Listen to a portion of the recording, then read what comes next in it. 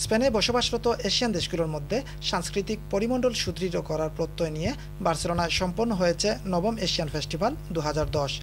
Asian ভিত্তিক সংগঠন কাঁচা এশিয়া কর্তৃক আয়োজিত 16 সেপ্টেম্বর থেকে 26 সেপ্টেম্বর পর্যন্ত 11 দিনব্যাপী অনুষ্ঠিত এ ফেস্টিভ্যালে বাংলাদেশ, পাকিস্তান, ভারত, নেপাল, চীন, জাপান, ফিলিপাইন সহ এশিয়ার বিভিন্ন দেশ অংশগ্রহণ করে। 6টি ভিন্ন ভেন্যুতে অনুষ্ঠিত এ ফেস্টিভ্যালের উদ্বোধনী অনুষ্ঠান হয় কাতালোনিয়ার জাতীয় লাইব্রেরি হল রুমে। ভারতের কথাকলি থিয়েটারের গীতিনাট্য প্রদর্শনের মাধ্যমে ফেস্টিভ্যালের উদ্বোধন করা হয়।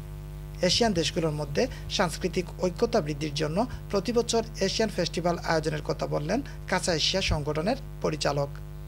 We are an institution of public diplomacy and our interest is to increase the awareness of the Spanish citizens regarding the reality of Asia and the Pacific.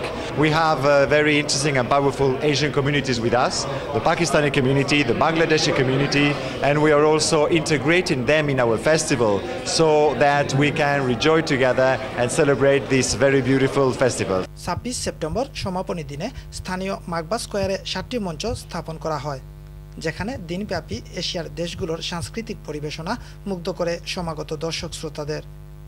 বাংলাদেশের প্রবাসী শিল্পীরা গান, নাচ ও ফ্যাশন শোর মাধ্যমে বাংলাদেশের সংস্কৃতি ঐতিহ্য তুলে ধরেন। আজকে আমি বাংলাদেশ কালচারকে প্রেজেন্টেশন করছি, তাদেরকে বলেছি আমাদের দেশের কালচারের উপরে।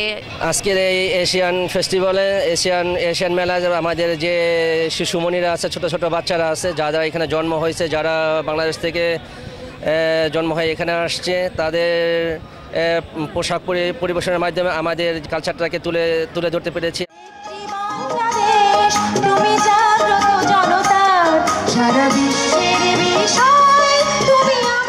স্পেনে নভেম্বরের মতো এশিয়ার সবচেয়ে বৃহত্তম উৎসব এশিয়ান ফেস্টিভ্যালে বাংলাদেশ তৃতীয়বারের মতো অংশগ্রহণ করলো, বিনিময় করলো বাংলাদেশের সংস্কৃতি।